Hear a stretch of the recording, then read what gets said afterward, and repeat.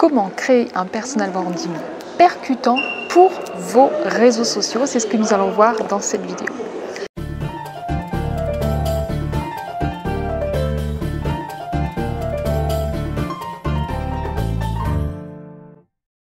Pour cette nouvelle vidéo, je suis encore en Tunisie, donc là, autre cadre, on s'est un petit peu décalé. Je voulais à la base me mettre ici pour que vous puissiez voir l'espèce de... J'essaie de vous pencher, regardez. Je voulais à la base qu'on puisse voir ça. Malheureusement, ça donne un effet de... En fait, c'est soit vous le voyez, soit vous me voyez moi. Et je vais me décaler, comme ça on verra pas le monsieur. Hop, voilà. Sinon, il va falloir que je floute le monsieur tout le long.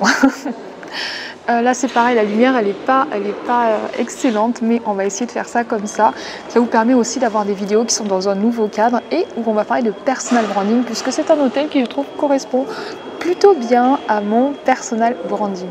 Je sais pas si je peux faire un zoom, non c'est pas grave. On va faire comme ça, on va s'arranger comme on peut, voilà.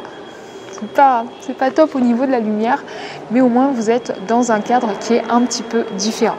Donc on va parler de comment créer un personal branding percutant pour vos réseaux sociaux. Donc c'est un sujet que je sais que vous aimez beaucoup, puisque sur les réseaux sociaux, il y a beaucoup de gens qui font beaucoup de choses, et avoir un personal branding qui est bien posé, qui va parler à la fois de vous, de votre offre et de votre client idéal, eh bien ça permet de bien mieux convertir. Donc on va parler de ça. Je vous ai prévu 6 étapes par rapport à ça. La première étape quand on veut créer un personal branding percutant pour ses réseaux sociaux, eh bien c'est tout simplement de garder ses réseaux sociaux à jour. Je sais, ça peut paraître bête, mais évitez d'avoir une photo qui a 20 ans, qui a 5 ans. Je sais qu'il faut garder le même visage, etc. Mais essayez d'avoir une photo qui change à peu près tous les ans, et surtout à l'intérieur de votre contenu, mettez plusieurs photos, mettez à jour votre contenu. Si vous n'avez pas posté depuis 6 mois, comptez qu'il vous faudra 3 à 6 mois pour bien relancer votre réseau social. Et ça demande du temps, ça demande de l'énergie, mais voilà pourquoi il faut absolument tenir ses réseaux sociaux à jour pour avoir un personal branding sur ses réseaux sociaux qui soit percutant. C'est logique, je sais. La deuxième chose qu'il va falloir faire, c'est bien travailler votre personal branding en ligne, c'est-à-dire définir une ligne éditoriale qui soit en accord avec votre personnalité, votre offre et votre client idéal. Quand vous allez la définir, surtout vous arrêtez dessus, vous ne changez pas de client idéal au bout de 3 mois, 6 mois, ça ne fonctionne pas. Ça va être presque comme si vous redémarriez votre activité en partant de zéro. J'essaie de me redresser un petit peu, mais je glisse. Les fauteuils sont tellement confortables que je glisse. Voilà. Donc la deuxième étape, ça va être vraiment de travailler votre personal branding, créer un univers autour de vous. Quand je parle d'un univers, c'est pas la peine de rajouter des étoiles, des fées ou des pans comme le fait dernièrement Mélissa, mais simplement de faire en sorte que par exemple, je ne sais pas, si vous avez l'habitude d'aller dans des endroits 5 étoiles, et évitez de poster quelque chose que vous allez manger, un fast-food. Ça ne rentre pas dans le branding, hein, vous voyez ce que je veux dire. Voilà.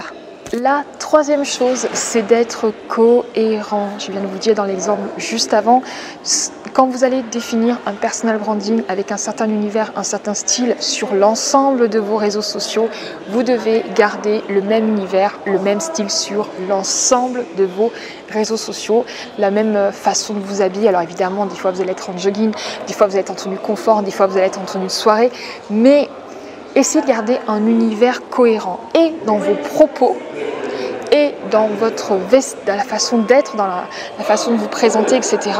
et dans tout ce que vous allez faire. Par exemple, on est allé visiter Carthage ici en Tunisie et j'étais en bottines à talons, mais des talons comme ça, carrés, vous voyez, vraiment des bottines de marche avec la semelle qui accroche bien, style Timberland en talons. Bon, c'était pas des Timberland, je ne les ai pas trouvés en blanche, mais style Timberland à talons. Donc, c'est des chaussures qui sont sportives. Elles ne correspondent pas au style de vêtements que j'ai l'habitude de porter, style robe fourreau, talons aiguilles et autres. Mais j'ai partagé ces photos puisque je n'ai pas fait des visites en mettant des baskets, ce n'est pas dans mon branding. Déjà, je n'ai qu'une paire de baskets, c'est pour aller à la salle. Mais voilà, restez cohérent dans qui vous êtes, dans ce que vous faites, parce que sinon vous allez perdre votre audience. Je l'ai déjà raconté à mes clients, mais je me rappelle d'avoir une jeune femme qui était magnifique, qui est toujours magnifique d'ailleurs, qui avait fait un lancement sur internet hyper glamour, magnifique, avec des belles tenues, un beau décor, etc.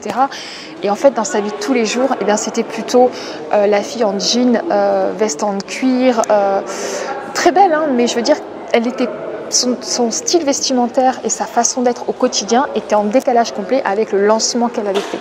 Donc personnellement, pour moi, j'ai complètement lâché, hein, puisque ça ne correspondait pas à moi, mais ça correspondra sûrement à d'autres personnes. Voilà. Mais soyez cohérent avec ce que vous faites et soyez cohérent avec votre ligne éditoriale. Le contenu que vous devez poster doit parler de vous en fonction de votre produit et en fonction de votre client. Et ça m'amène justement à la 4e chose qu'il ne faut absolument pas faire. Je vérifiais bien en fait sur mes petites notes que c'était bien la 4e. Vous êtes un entrepreneur ou une entrepreneuse. Vous n'êtes pas un ou une influenceuse. Donc, on ne va pas poster tous ces plats, parler de tout ce qu'on fait toute la journée, parler de qui on est allé voir, avec qui on est allé manger, etc. si ça n'a pas de rapport avec votre audience. Vos clients vont adorer ça, mais vos clients vont vous friendzoner et n'achèteront pas chez vous. Ils vont vous considérer comme une copine. Ils vont peut-être acheter des recommandations que vous allez faire, comme ils font pour les influenceurs, mais ils n'achèteront pas ce que vous faites vous, puisque vous n'allez plus être visible comme un expert dans votre domaine, mais plutôt comme une super copine qui partage des conseils, et ça, il faut faire très très attention à cela. Ensuite, ce qu'il va falloir faire, c'est communiquer avec vos listes toutes les semaines.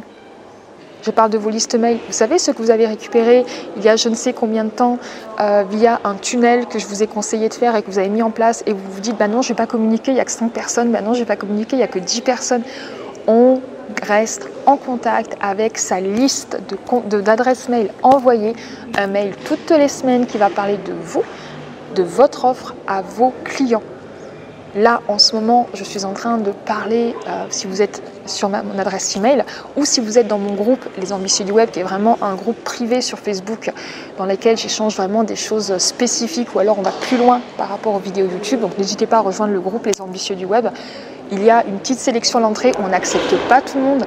Il faut que vous soyez un entrepreneur qui souhaite développer son activité en ligne, que vous ayez des objectifs qui soient cohérents avec ce que je prône, etc., etc. Mais vous pouvez rejoindre le groupe avec grand plaisir. Mais on repart à ce qu'on était en train de faire, donc c'est bien partager dans votre liste. Donc les gens qui sont dans ma liste ou qui sont dans mon groupe, eh bien toutes les semaines je fais un mail dans lequel je parle actuellement de mon offre.